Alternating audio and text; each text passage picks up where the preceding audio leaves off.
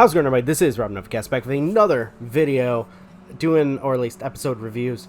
And with this one, we'll be talking about Marvel's What If series.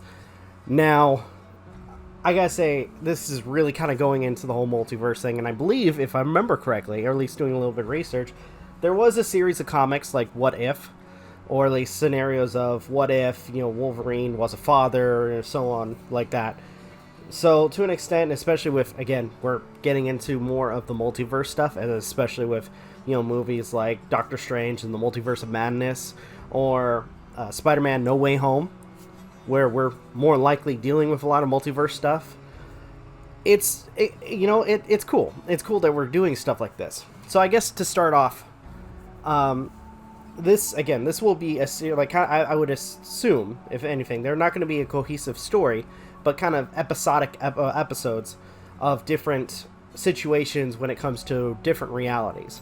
So we'll be talking about episode 1 briefly, as well as, briefly talking about each episode, because again, they don't kind of intersect, or at least it doesn't seem like, or it doesn't sound like they intersect. But I will say this, I guess to start off, I want to talk about the animation for a second, before talking about the story for this episode. The animation is really weird. I mean, it's obviously 3D, but in the style, it almost looks like as if it's more closely towards like a 2D animation. I know, it just sounds weird, and I kind of harp on that, especially when it comes down to, a variety of anime that do stuff like that. But honestly, the way they have it stylized is actually really good. And I'd be lying if I said it. Again, I would be lying if I didn't say I liked it, because I actually do like this style. And above all, it's just the creativity of it is really cool. I guess, and since I got that out of the way, I want to talk about episode 1. And with this episode, or at least the what if scenario, what if Steve Rogers did not become Captain America? In fact, they set it up as if, one particular choice that is made by a secondary character ends up changing the whole timeline, or at least the scenario of events. So instead of Steve Rogers ends up, becoming Captain America due to a terrorist or, a member of the Nazi Party blowing up half of the scientific staff, and unfortunately Steve Rogers getting shot, Agent Carter ends up kind of getting into the seat and becoming Captain Carter.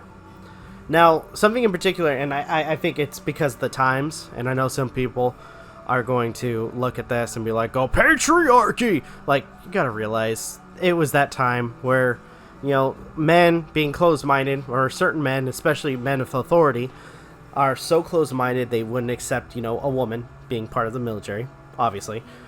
And when it comes down to that situation, they end up kind of setting up where, Carter just goes ahead and deals with certain agents or members of S.H.I.E.L.D.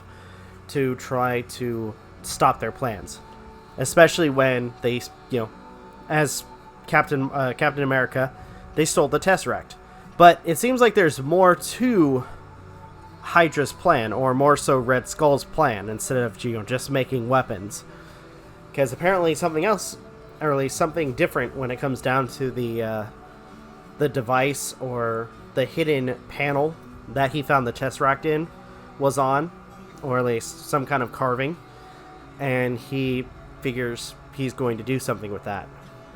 So, inevitably, what they do differently is instead of kind of not being able to get the Tesseract, they manage to get the Tesseract.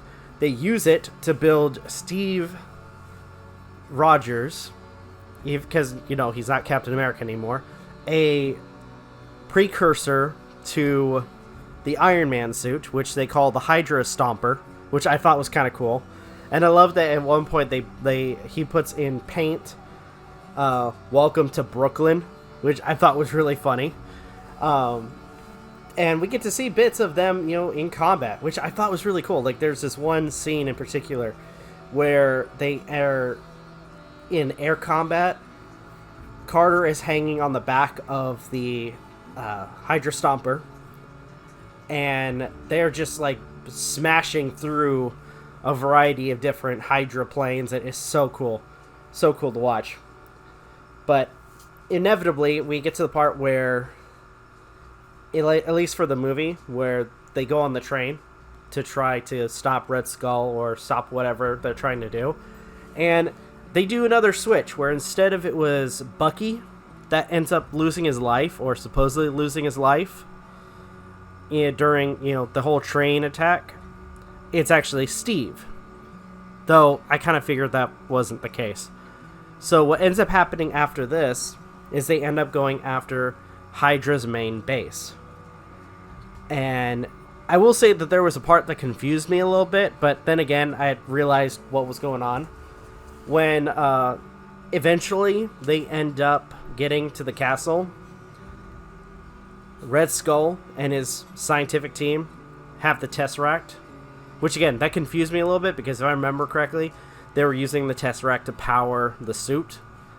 But it dawned on me that, they needed the suit as well as Steve to, have the Tesseract.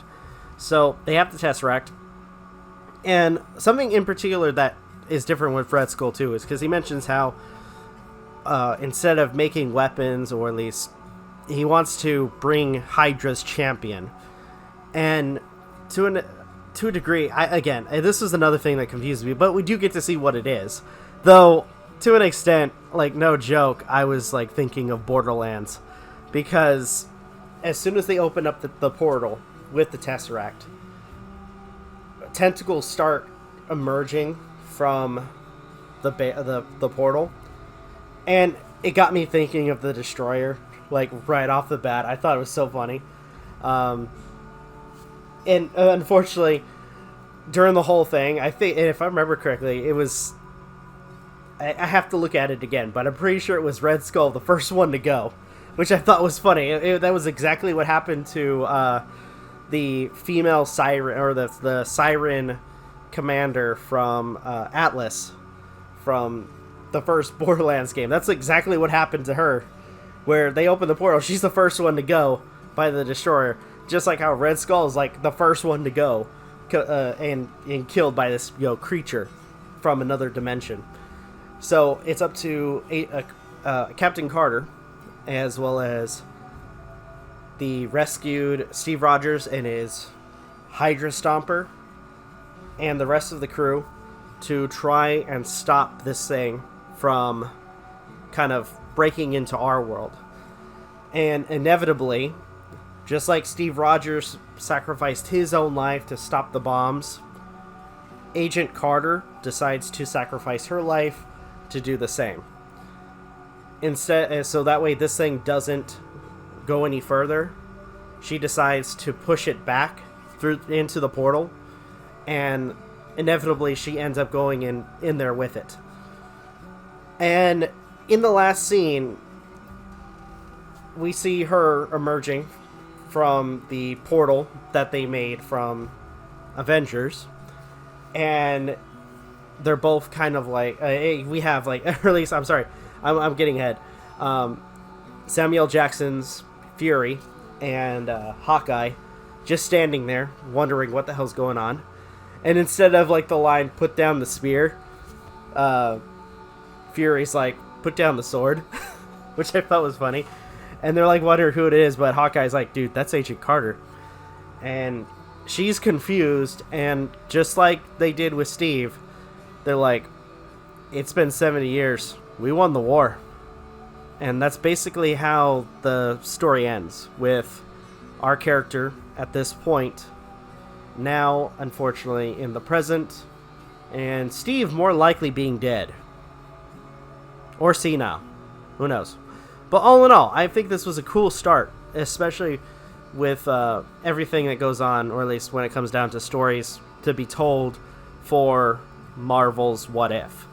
Especially since, technically, when it comes down to it, Carter in this line of storyline or storytelling would be the first Avenger. So why not tell her story first? Which it's cool. I like it. So with that, I'm really looking forward to the next series of episodes, because again, it's episodic and it's separate stories in each episode, it seems. So I'm really happy for that. And I'm looking forward to seeing what they decide to come up with for other episodes. But anywho, I think I'm going to go ahead and end this video here. Thank you guys so much for watching. Truly appreciate it. If you guys can, please leave a like, comment, share, subscribe, all the good stuff. If you guys want to follow us on social media, links are in the description down below, as well as check out our daily content and the weekly podcast. With that being said, this is Rob Novakast signing off. Have a good one, take care, and I will see you guys in the next video.